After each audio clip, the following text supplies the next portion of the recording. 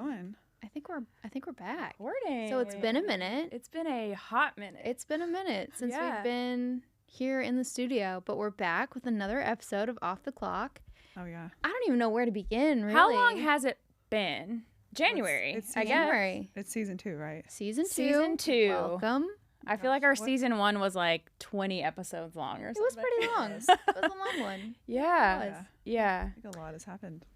But we're back, We're back. and we have a lot to talk about. We have a whole lot to talk about. So much. So much. So let's start off this season talking about. Let's start with Caitlin Clark and women's sports. I want to know. Oh yeah. I want to know more about this. Whoever put Did that you in guys there. watch? I'm going to say this is an Allie Oh yeah. bullet. I know nothing about it. Yes, fill us in. So I grew up an Iowa fan. My dad went to Iowa. Caitlin Clark played for the women's basketball team at Iowa. So I feel like it was this trend because she was just so phenomenal. Everyone said that she was one of the best women's basketball players to come through. I know Angel Reese is also someone who was pretty good throughout the season too. But I watch like women's sports and men's sports, women's hockey. I know that's a big thing now. But I just was so fascinated by one person brought so many people just into women's sports, made it more popular. And I talked to a lot of other women who got into sports because of her or like started watching sports on TV because of her. And I didn't realize that till the end of the tournament for them, which they didn't end up winning, unfortunately, but she's still going to the WNBA. So I thought for sure you all would have at least heard her name. I definitely have seen like memes and stuff on Twitter. Yeah. I didn't fully understand what it was about. So like what is it about her that is drawing in all this? She's just, you'll have to like look up her highlights. Like she would hit threes from practically half court. Oh my god. She like, I was really I admired her composure a lot because they were under like a lot of high stress, obviously, situations. Made it all the way to the championship game for essentially, the Final Four championship game. I just felt like she just drove just as much, if not more, viewership for women's basketball this year than men's. And then being an Iowa fan, obviously, it was even cooler to watch them. Yeah.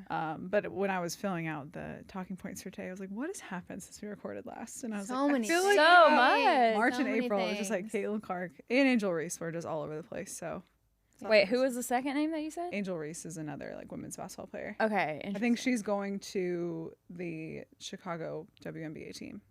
So I do feel like I remember the Caitlin Clark thing because did she sign with an WNBA team? I think she did. Okay, because I remember seeing somebody say like she still was only going to make like $75,000 or something. Like the salaries That's are correct. just Yeah. nothing. Yeah, there's still quite a disparity. Yeah. But I don't actually know like her full story. I just remember how much like visibility she brought to women's sports, and I thought that was cool. I definitely saw her name a lot. I saw a lot of memes, saw a lot of like screenshots of her on the court, but I don't know. Look I up was her like, highlights. Okay, I know nothing. That makes me other wish than I played basketball. Like that's how good she I is. saw her on Saturday Night Live. I didn't see her Yeah, and she also on Weekend like, Update. Can you imagine at 22? No.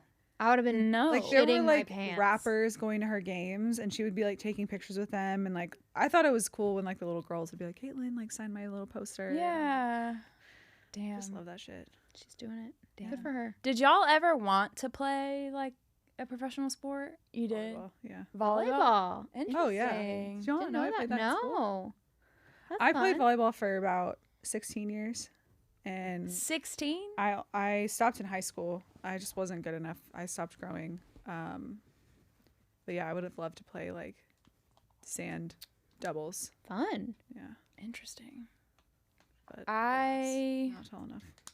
I went through a heavy basketball phase. Yeah. Yeah. But I'm not aggressive. I'm not aggressive. Ah, See, you're out can't, then. I can't do it. Yeah. Yeah. Unfortunately. how old were you? R.I.P. those dreams. It was definitely like Space Jam era. I was obsessed with Michael Jordan. Allie's like, I wasn't born Did you yet. watch The Last Dance? Hey, You saw it, but you were like, Wait, Okay, were you're you? Were you born? Maybe you were 0 years old. what year? it doesn't matter. It's not important. 1996, I think. I was 2. She was Okay, two. you were 2. Okay, so I was stand alive. corrected. She saw it in You high were school. I definitely watched it. Yeah. No. I bet you did, but you don't remember. It's possible. But yes, I went through because that was also around the time, or maybe a few years after he was part of the like Olympic team, right? But I haven't watched the documentary, no. I think I would probably get, like, super into it. Yeah. Yeah. I think Austin's watched it through like 4 times now. Oh, my gosh. I pretty really think I would interesting. get super into it. Yeah. Yeah. Anyway. I never had a professional sport that I wanted to play, but I did go to Vegas for a conference a couple months ago, and I went to a Cirque du Soleil show, which I had never been to before. And I did dance and gymnastics all throughout my childhood and teenage years, and I was like, I could totally see myself going this career path, Yeah. being in Yeah. the circus. Yeah. Do it. I guess it's not technically considered the circus. It's like they're just Cirque. performers. Cirque Soleil. du It Soleil. has a circus element, For but sure. it's just so. It's like elevated circus. It's so. It blew me away. It was so good. It was the Michael Jackson themed one. Which They is are problematic, some but of the most talented it was human beings. really good, and they were having such a good time. And I was Yeah. like, oh, that must feel so good. Yeah. I think it's more of just like, I can't imagine being so good at something.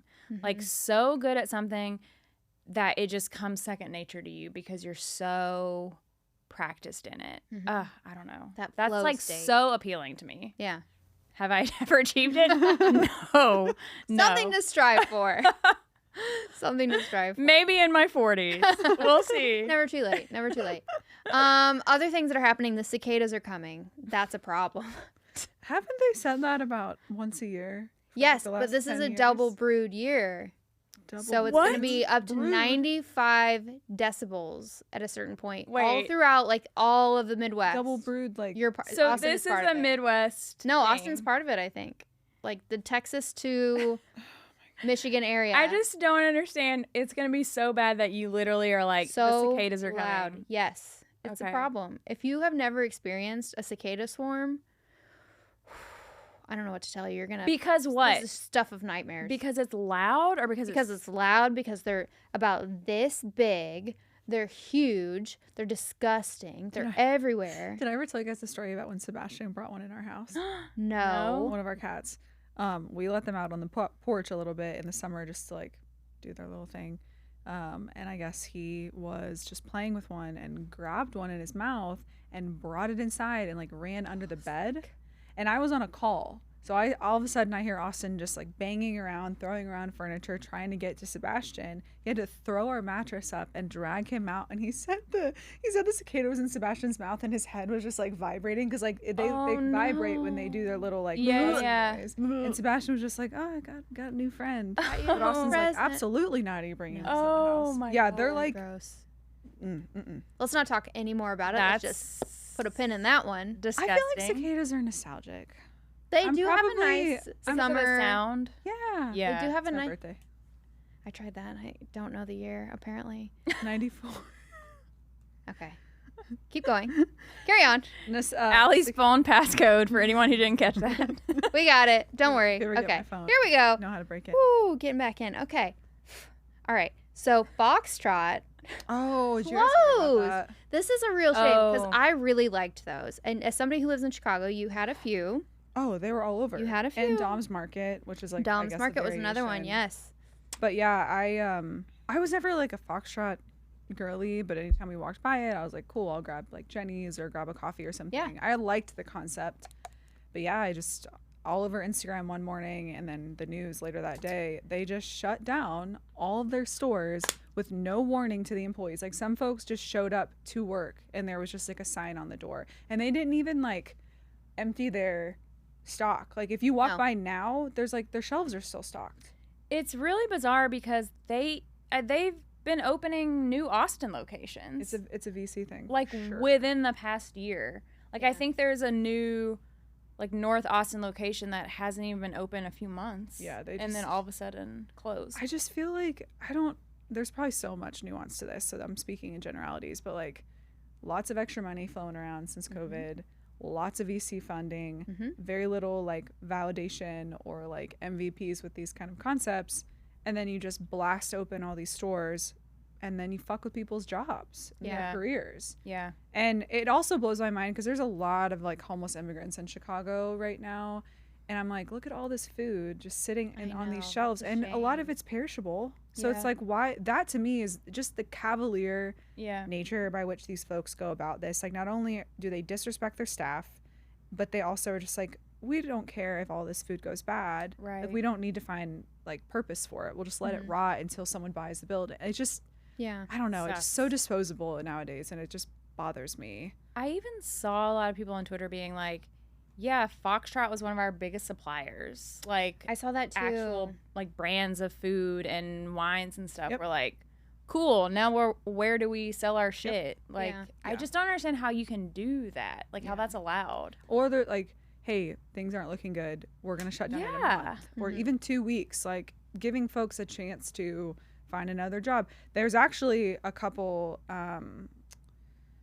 lawsuits out because there's some law with, like, if you have a certain number of employees, you have to give them a certain amount of notice. If it's considered a mass layoff, there needs to be notice or something in like the fine print. And they like basically broke the law because they have more than 600 employees, like as an entire company, if you count all the stores in Chicago or something like that. And they just didn't give proper notice. So hopefully there's some justice there. But Yeah. I saw a screen Stupid. printer too, had like $100,000 worth of merchandise because Foxtrot sells. For people who aren't familiar, Foxtrot is like a neighborhood grocery store. It's like a bodega, but like elevated a little bit with kind of specialty stuff. But the screen printer for all their branded merch was like, we had $100,000 PO that now is just, we have all the stuff that we've printed and they have no use for it anymore. They didn't pay the bill. Like, we might go out of business. pay? Yeah, we might go out of business because of this, because they were a huge client for us. So it is a real bummer, and it feels really reckless when It is. just flips the switch and it's just gone. especially to hear their opening locations. I also. know. Wait, what? No, in Austin. Like, Oh, as they oh, expand. yeah. Yeah. Oh, I thought you meant they are like still going to No, somehow open more. Chicago's shot, but Yeah, it's just, same it's here. a globe or a national company, right? Yeah. Like, there's locations all over. I think I would say within the past year, they've opened 3 locations. That's a bummer. And just gone. Yeah. It's a bummer. Wild. Crazy stuff. Yeah. Also, new Taylor Swift album. New Taylor Swift. Exciting. Yes. I'm probably the only person in this room who's super excited, but I can respect it. I respect it. yeah, new album. It was a surprise double album. So A lot of songs. I took the day off because I knew she was going to have some kind of shenanigans in store. Mm-hmm. And she did. Double album drop. I don't know. I feel like it's definitely, well, it's broken a ton of records. Mm-hmm. It's been, because I feel like last year she just exploded somehow even more, Yes. got even more famous. So I feel like this album was very much like everybody's eyes were on this album. And that's not always a good thing. I think that it got a lot more criticism because of that. Well, one thing I saw people saying about it was that it wasn't curated enough. Like, she put too much out, which, to her defense, if people want it, let them have it. So I feel I don't know. I see both sides. Yeah, I was gonna say I agree and I disagree, because I agree that, like, yeah, of course, you put out 31 songs, you're always gonna be able to tighten that up a bit. Mm-hmm. But also, like, it's her album. She's basically, I mean, she's on a label, I guess, but like, they're gonna let her do whatever she wants. If she wants to put out 31 songs, like, why shouldn't she be able to? But I do agree that, like, I probably personally only listened to half of the album, so that probably means she could have tightened it up a little bit. But I don't know. It's good. I like it a lot. Yeah. I feel like normally when she puts out an album, I don't like it at first, and then it has to grow on me. But this Gotcha. one I liked, so that probably means it's just gonna keep getting better. I did see one couple I know get into a real fight over this album. I witnessed it in real time because, so it was a man and a woman, married couple, and the man was like, these songs are very, like, angsty. They're all about, like, guys she's trying to get back at. And then the wife came back and was like, the fuck do you think Johnny Cash is singing about? It's the same thing. It's because she's a woman. And I was like, oh, that's an interesting angle that I never thought about before. I think that's probably one of my biggest pet peeves about, like, people who come at her for writing about relationships. Because I'm like, what is any other song about? Most music is about either falling in love or breaking up or being in love. Like, it's just all about, that's what it's about. Yeah. And so I think I don't know. It just bothers me when people come at her for that specific reason. Anyway, I could talk about that all day. We had I'll to get off we had my to at least soapbox. we had to at least touch. Yeah. Okay, so what have we learned lately and what questions does it raise? We have a lot of ground to cover here, so we're going to jump right in. We're starting with talking about how do you work with different people who have different work styles from you. Where did this come from? So I don't remember putting this in the doc. I think one of y'all probably have been listening to me vent and rant and put this in the doc for me. But The fairy podcast mother dropped it in here. yes, this is something I have to be a little careful, I guess. But this is something I've been learning a bit. I think I'm used to working with people who are very similar to me in work style. How do you define Meaning, work style? I guess like Or like what comes to mind when you say that?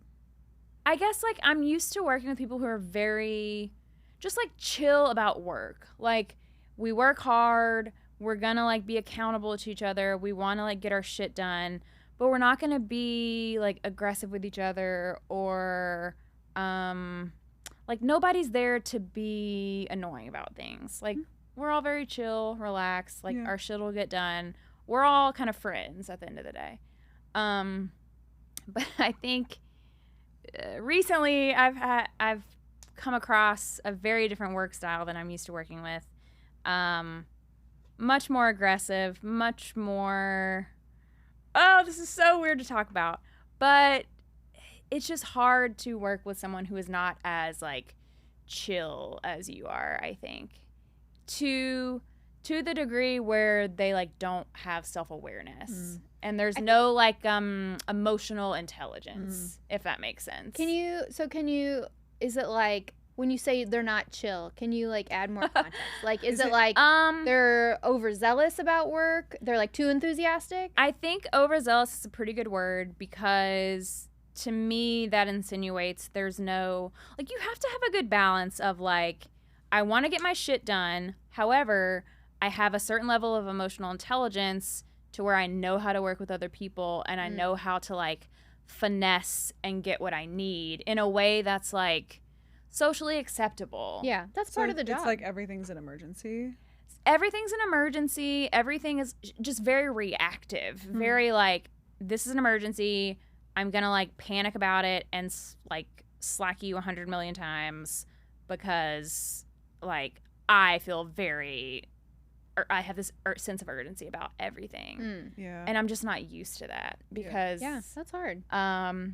Anyway, it's just been an interesting learning experience because I'm very turned off by it and it's really hard for me to just want to like invest in that person or like collaborate or I don't know, like open up.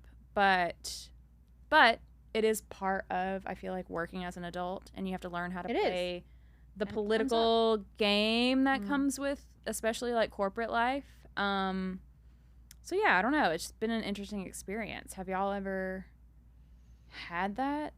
I mean, I guess it's a little different from like the agency or freelance side, but I think I've had the opposite experience of that recently where I started working with a lot of European companies or people who are chill. European arms. They are so relaxed. They are like, yeah, get to it when you get to it. I'm going on holiday for 8 weeks. See ya in 2 months. It's kind of nice. I'm like, you guys get it. yeah. I love you so much. Thank you. I want to be like you.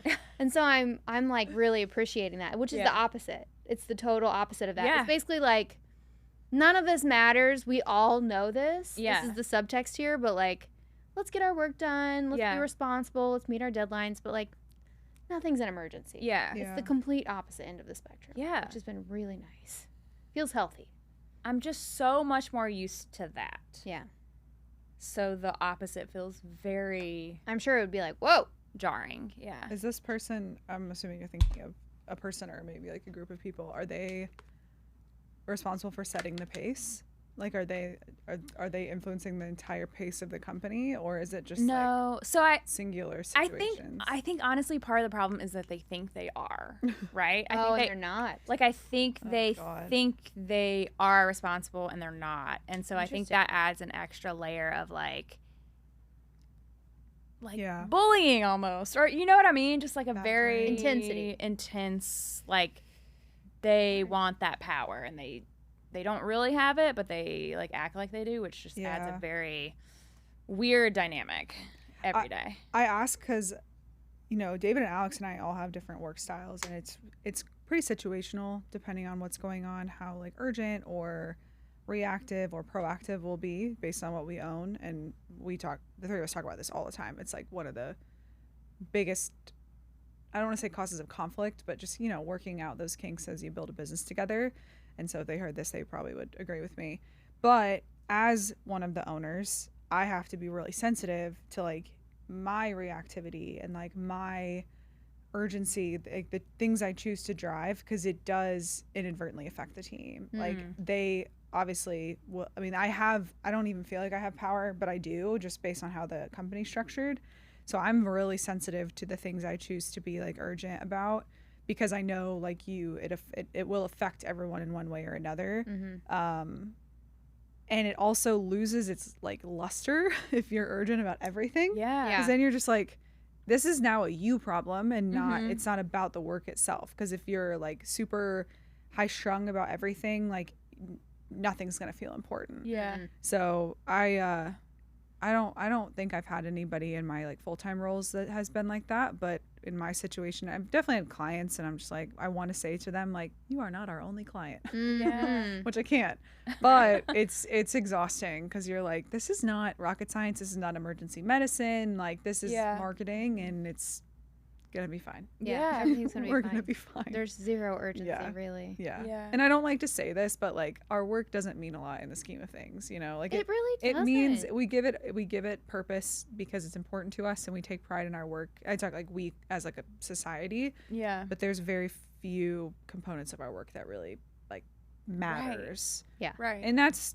sad if you really think about it, or it can be freeing, and it Yeah. can be like empowering in its own way. Yeah. Kind of like what I think Europe has already figured out. Yes. I think this is that's- low stakes. Yeah. I think that's why it's so baffling to me when I meet people who are just like so opposite of that, because I'm used to working with that, where it's like that's why I can be friends with people at work, because we have that same like understanding. Energy. But then when I meet people who like don't have that understanding, I'm just like, what are you doing? Like your brain is just so on a different level than anybody I'm like used self-induced. to. Yeah, it's Why just you very doing it? understanding. Yeah. It's just very weird. Like, Yeah. why don't you get that this is not that big of a deal? Yeah.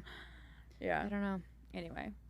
Another thing that you had in the doc was about you must have, I'm guessing you heard it on a podcast or something. Probably. But talking about like preserving a memory in the moment, and this idea of like the phone getting in the way of that, and how Yes. how do you choose, like how do you decide what to document versus what to be fully present in? And I think we touched on this before on the podcast, Yeah.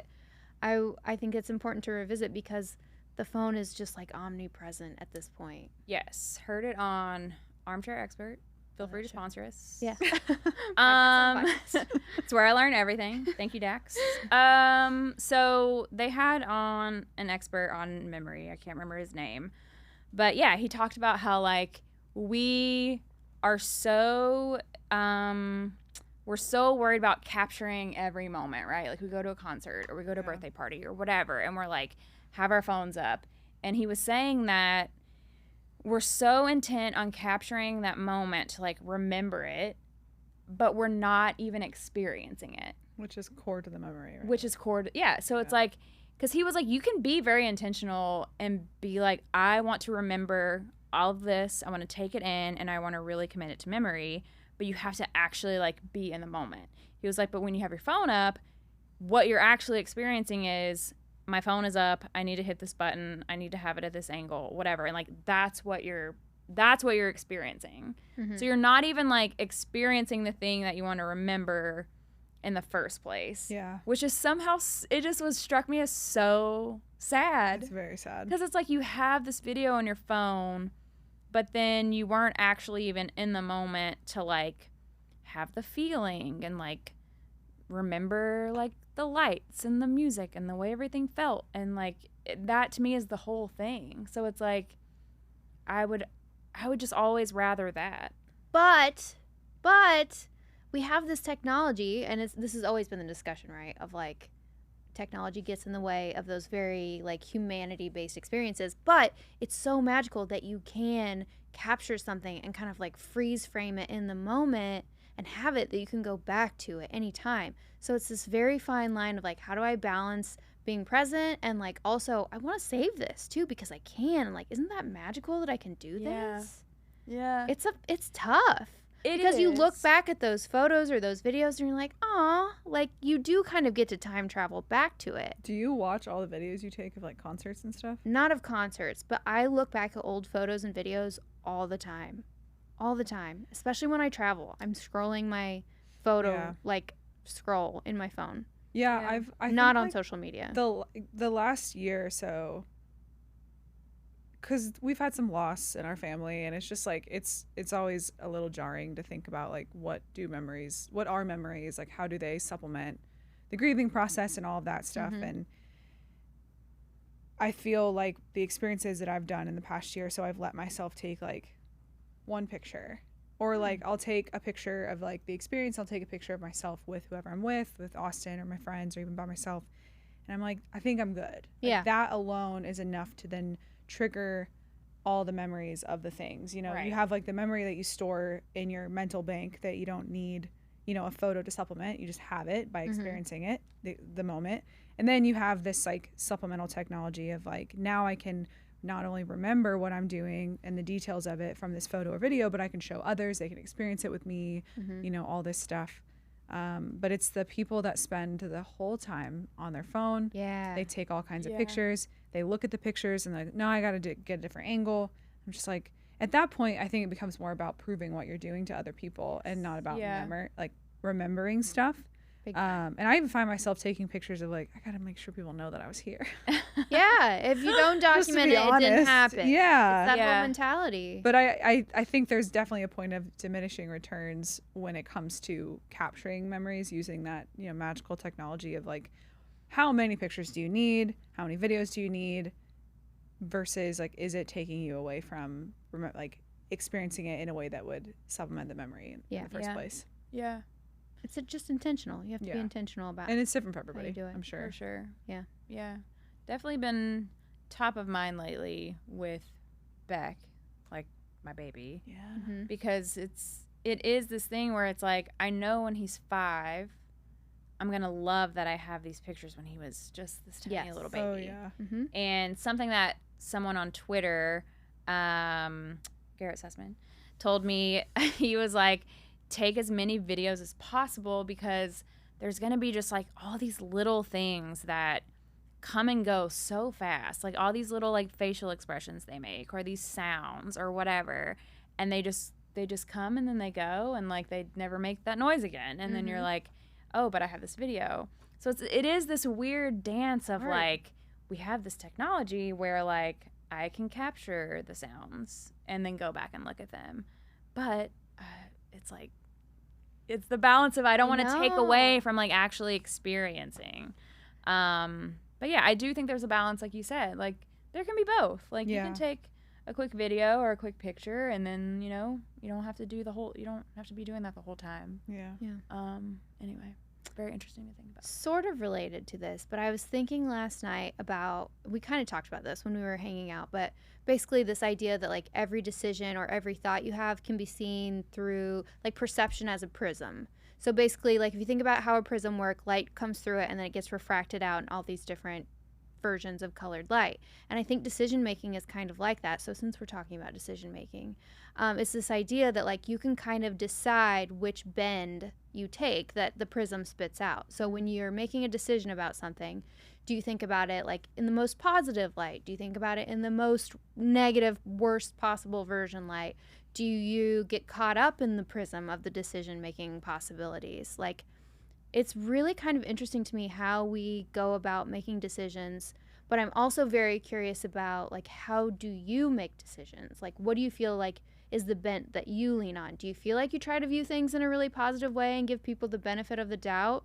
Do you feel like you go to the worst possible version of things? Do you feel like it depends on the person? It depends on the situation? What do you think? What do you think's true for you and how you go about that? Because it relates even to the, like, do I have my phone up right now? It's like, well, Yeah. it's positive, but it's negative, but it's tough. You kind of have to sort through these things very quickly inside your head. Very quickly, yeah. I feel like there's so many layers. No, I Yeah. know. I do think so, like, specifically to answer what you said about, like, do you view things more positive or negative, and, like, do you make decisions based on that? It's very dependent for me. Like, On what? on sometimes I think it's, like, dependent on who the person I'm interacting with. But then I think sometimes, like, I think both are inside of me, and sometimes I'm just in a fucking, like, shitty mood. Yeah. Yeah. And that colors and that things. colors everything. Mhm. And I have to be really careful about that. Yeah.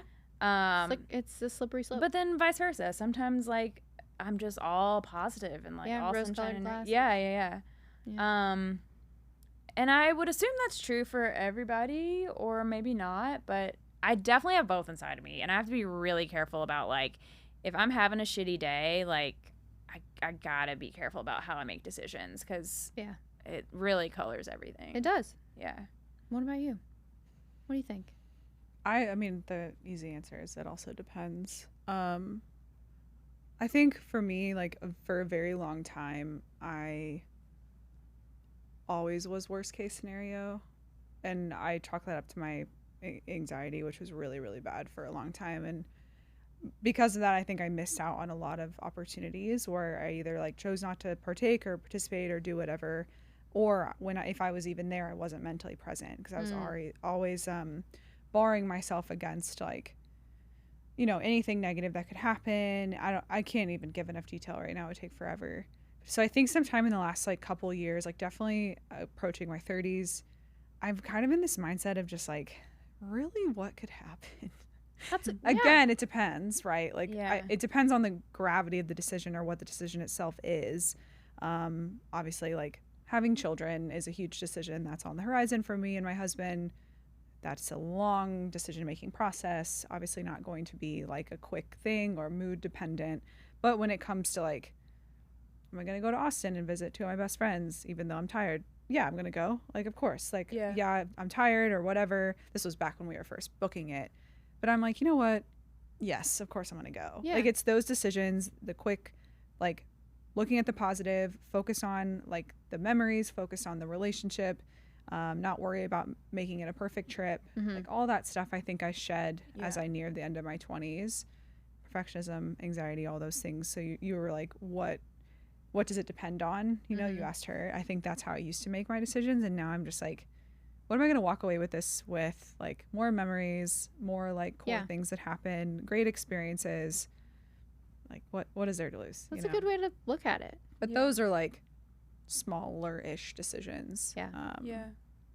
But yeah, in terms of assuming best or worst case when it comes to another person, it does depend on that person. Yeah. If I can trust in, like, their intentions and their motivations, and usually I always look at the glass half full. But if I don't trust somebody, I'm usually like, I don't know. Yeah, Like, and that's a whole other. that's where I am. Major Yeah. trust issues. So I find and I'm becoming more and more aware of this, but, like, going straight to the worst possible version, like malintent, like thoughtlessness, carelessness. You're trying to hurt me.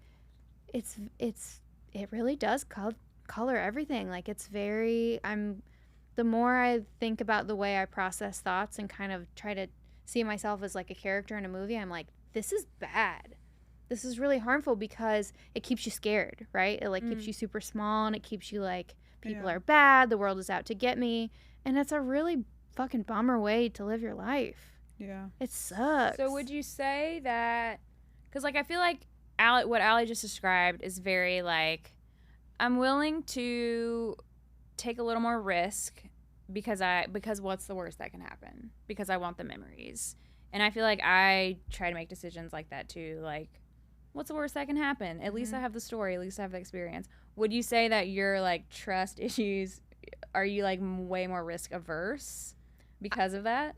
I don't know that it inhibits the risks that I take, but it does make me assume the worst possible version of what somebody could have meant. It's a lot of like communication based stuff. Even with like, someone who's like been a generally positive relationship. If that's kind of a rare scenario, because I don't have a lot of like one-off, like we're not super close interactions because of the trust issues. I'm very guarded. I don't let a lot of people get close to me, but when I do, it's this mentality of like, you're gonna mess up.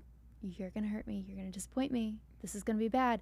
And I never thought I was that person, but I am. I am. And I'm trying not to be, because it's like, if you think that, it's the self-fulfilling prophecy of you will see everything that way. And it's, well, right. It's not good. Yeah. Because there's no room for grace there. There's no room for understanding. Which is hard because all of the people in your life are going to fuck up.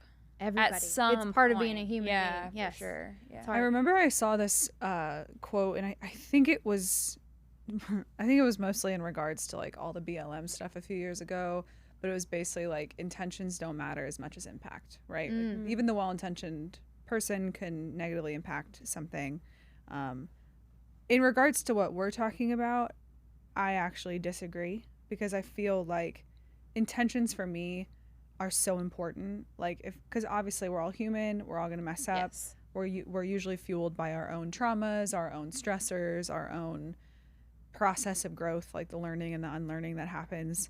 And also, like, I feel like especially now that there's so many distanced relationships where a lot of it is over text and over like more asynchronous communication, there's just so much that can get lost in translation. There's so much room for assumption. But if I know this person's heart and I know their intentions are good, usually I can see past the impact that something might make. But sometimes when you see someone's true colors time and time again, you know their intentions are fucked. Right. Or they just don't have the capacity to have good intentions, or they're operating from a completely different operating system than one that I would agree with. Yeah. So I don't know. I think, like Krista said, it's like everyone's going to fuck up. There definitely needs to be room for grace. But, you know, if someone who loves you knows that about you, they know that maybe you need a little bit to bounce back. Like, there's just, I feel like communication and friendships have just been top of mind for me lately. It's just so important for us to like both respect how we're each made, what we're each going through, and maybe just assume the best. It's hard. It's like a trust but verify. Yes. Like, trust that you mean or well, but ask verify. a question. Like, if you're making up a story that's not true in your head and it's the worst possible version, like, ask a question. Like, ask that person, am I wrong? This is the story I'm making up. Like, is this true, or did I just totally manufacture this? 9 times out of 10, they'll be like, no, that's not true. Yeah. Like, you misunderstood. Because you're owning, you know, how your brain's wired, but you're also leaving room for like, hey, I'm hurting right now. Can you help me rewrite this in my head? Yeah. That's nice. I also think too that like intention can only get you so far. True. Because it's like, I do believe that like, yes, everybody fucks up and that's not always the intention. But I do think if it's like a repeated thing. Yeah. No, it's like, that doesn't really apply well, there. you know this hurt me the first like 7 times. So regardless of like what your intention is, like why would you keep doing it if you know? That's the thing where like accountability and boundaries. Yeah. It's hard. It's so gray area. Yeah. Anyways, speaking of anxiety and heavy things, let's talk about rest. So you dropped in the 7 different types of rest. So the 7 different types of rest to relieve burnout, specific to burnout, I'm guessing in regard to work and life and all of the things. Physical, mental, social, sensory, spiritual, emotional, and creative. Wait, say those again? Yeah. Physical, mental, social, sensory, spiritual, emotional, and creative. So these are the different types of rest done. And the question was, does the thought of having to rest in all of these ways exhaust you too? Because I mean, it's true. Like, you kind of do need all those forms of rest. How do you do that? Yeah, I can't even remember the list that you just said, and I made you repeat it even. Yeah, so, it's like... I think I put that on our agenda at the end of season 1. I think so, and then too. we decided to, like, call it. And so, but I mean, when I saw it on there, when I was filling that out last week, I was like, this kind of still applies because I don't rest well. And it's not even a matter of like stillness. Like, y'all know I read out the wazoo. Like, I do things that require me to be still, but it's more of like the mental, I think mental, emotional rest. Like, it's hard for me to just like lay in bed and I wake up. Like, I have to get up and start doing things. Yeah. Or if it's like a Sunday and there's genuinely nothing going on, instead of like embracing that and just knowing that like this is rare, I need to just sit and just be. I'm like, okay, well, let me revisit this running to-do list I have, and I've been meaning to like clean the windows and all that dumb shit that comes up when you're like almost bored. Like, I don't think I do bored very well. Yeah. But I think bored, like my bored is rest. Like, I need to be bored once in a while. But yeah, I saw that list on Instagram a while ago and I was like, fuck, now I have to do this 7 different ways. Like, oh my God. It sounds like a lot, but really it's just like, no, you need some solitude. You need to stop pumping information into your senses every minute you're awake. I also think it's like, it's obviously subjective. Like, I don't necessarily need physical rest because I have a decently sedentary job. I don't know if I really need creative rest because I feel like my job is somewhat creative. But for me, that's a good point. Mental, emotional, like I think there's more cherry picking you can do there versus like, let me make sure I've done these 7 things this week. Like, that's a pretty good point. That's probably not how it's designed. Yeah. I don't know. I feel like I multitask quite a bit. So I feel like when it comes to finding rest, like I can go on a bike ride, and for me it's like I always want to pump information into my brain. Listen to an audiobook so I don't have to be alone with my thoughts. Put in a podcast, listen to music, watch TV, do consume some type of media, and it catches up with me so quickly because I'm like, I just need to go outside and hear some nature sounds and give myself some space to think, because that's when you have those thoughts kind of bubble up to the surface of like, oh, there's the things I've not been giving myself space to think about because my brain is like, no, let's not go there. No, that's kind of uncomfortable. But that's when it happens, is when you give yourself a second to like go outside. I think is the underlying theme to a lot of it, is like go outside. It's this whole touch grass mentality of like, step away from the devices for 5 minutes. It's true. How do you rest? Like, how do you think about it? Oh, I'm so bad at it. I will say, once I get myself out of the house, like you said, if I can go outside, I'm usually pretty good. I'm good at being alone. So, like, if I can just get in my backyard. Why? Why what? Why are you good at being alone? Have you always been good at being alone? Is this something you learned? Tell me everything. I think so. I mean, when I was a kid, I would. But you had siblings. I had siblings, yeah, but, like, my brother was 3 years younger than me, and he was a boy, so it's like we had our own shit. And then my sister's 6 years younger than me, so like I was older, and I read a lot. I just was like in my own little world. What I was too. Yeah, and I just think that carried over into adulthood. It's good. It's healthy. And so I definitely think I find a lot of rest in alone time, whether it is sitting by my fire pit having a drink or driving around. Sometimes I'll drive around and like listen to a podcast, but I'm not like really even, it's not like I'm like purposely intaking information. I'm just like zoning out. Got it.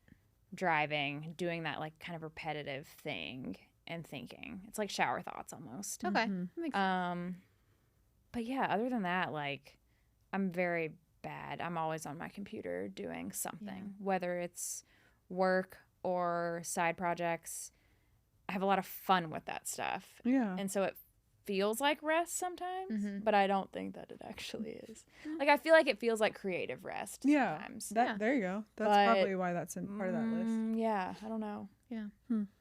Also, Allie just turned 30, and you said everything is different and nothing is different. How do you feel about turning? Yeah, how do you feel about turning 30? Nothing's different in that, like, the day came and went, and I'm the same person, and I look the same, and most of my life is the same, but it probably started, like, about 6 months prior, where it was, like, on the horizon, and people started asking me, does it feel weird, or are you, like, what was the word? It wasn't like sad, but like, does it bother you that you're turning 30 or you're going into your 30s? And I was just like, That's strange phrasing. I feel like I've been aging. I feel like I'm aging into my personality. Like I've been 30 since I was like 22. Yeah. And not in all good ways. Like the Yeah. anxiety, the perfectionism, the control, like that stuff definitely was more, chalked it up to like old soul. You're mature. And I'm like, no, I'm fucked in the head. Mm-hmm. Now You're I real have a lot. tired. Yeah, I'm just too much. But no, I feel like everything's different because it's like I have 10 years of adulthood. I mean, 12 if you count 18, but I don't think 18-year-olds are adults. 10 years of adulthood under my belt. And it just feels like so many things are so not important anymore. Or other stuff that I hadn't indexed heavily on are more important, like time with family and friends.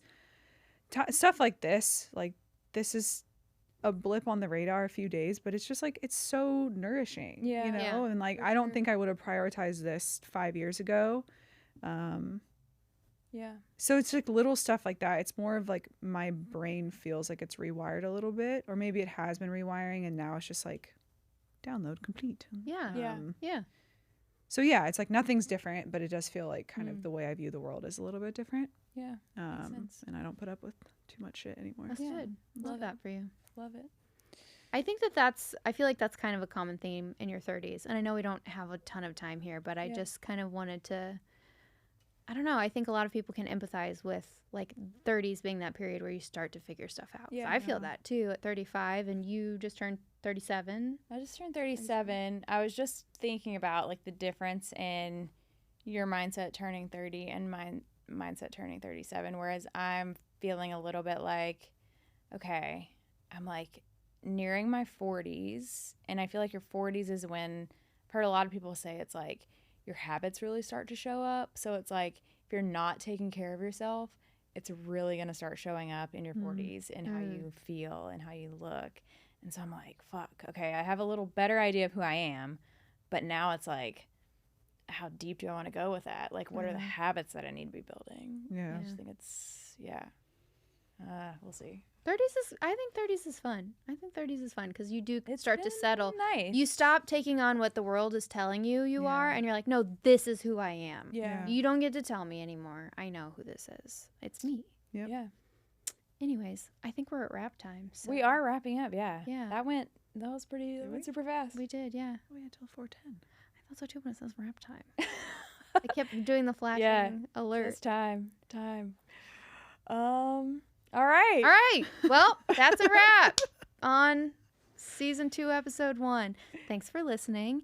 And we still have so much to talk about. So I know. around. watch I know. this space. Not this space, but like, Yeah. We'll be We'll be back. back. Subscribe. yeah, back. like and subscribe. Bye, y'all. All right. Bye.